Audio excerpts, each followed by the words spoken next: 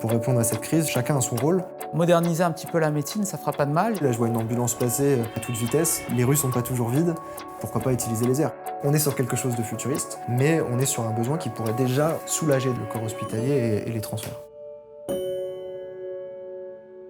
Il faudrait des années pour développer tout seul un véhicule. Même si on ne le fabrique pas, j'ai voulu vraiment couvrir toutes les zones du projet.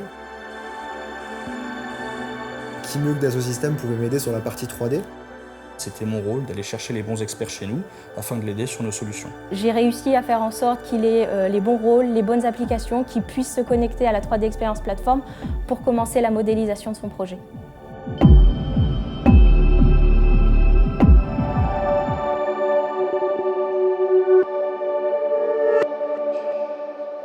Le zoning, il faut que ça intervienne assez tôt parce que c'est ce qui configure un petit peu ton objet. Dès que tu fais un objet un peu complexe, il faut délimiter des zones d'encombrement. J'ai défini des zones pour les roues, des zones pour le bloc moteur, pour le bras, pour le mécanisme d'ouverture, et ça me permet déjà d'envisager les points de fixation, les zones de charge, etc. Au bout de chaque bras articulé, il y avait juste un cylindre vertical dans lequel il fallait intégrer justement des moteurs électriques pour la propulsion. Très vite, j'avais un moteur conceptuel, hein, mais pas très détaillé, mais avec le gabarit. Je l'ai intégré dans mon zoning et petit à petit, en configurant le véhicule, je me suis rendu compte qu'il fallait que je minimise tout ça. Je l'ai aidé pour dimensionner ces moteurs et pour les miniaturiser. Donc on a fait du lightweight engineering.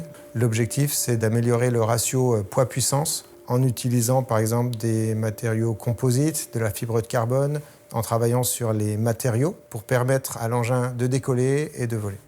Au bout d'un moment, j'étais bloqué sur une thématique, celle des bras. Il fallait trouver la bonne architecture des bras qui permettait d'accueillir à la fois le moteur et ses hélices, mais aussi la roue qu'on a décidé de motoriser et qui redevenait hélice. Donc c'était une architecture assez complexe. Et un pote m'a envoyé un lien effectivement concernant un drone d'une marque super connue. Ils n'avaient pas la contrainte de la roue en plus, mais en tout cas ça m'a inspiré. Et donc avoir toujours sous l'œil l'existant, c'est toujours intéressant. Parce que ça permet de ne pas réinventer la roue, ça me permet de s'inspirer et même d'aller au-delà, quoi. On a réussi à travailler ensemble grâce à une solution Connected Engineering qui permet de connecter les données CATIA V5 sur la plateforme 3D Experience.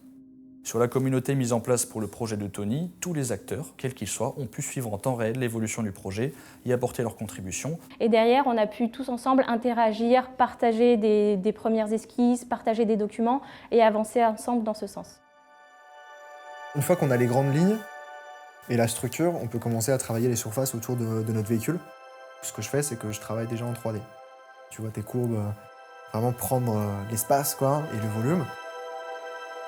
On m'a souvent évoqué la forme d'abeille de la cabine que j'étais en train de dessiner. Moi, je pense plus à la stratégie de la ruche, justement, donc avec voilà, ces corps de métier différents, chacun a son rôle.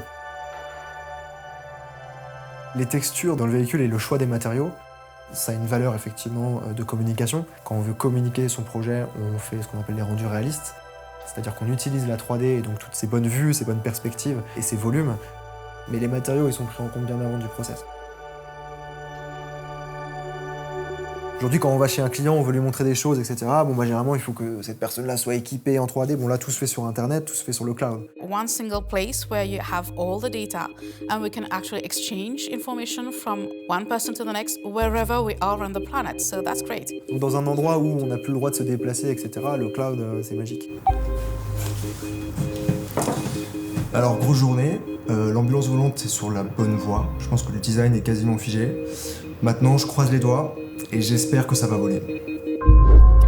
La simulation, aujourd'hui, elle fait partie du process de conception. Je dessine une pièce, je la dessine très rapidement.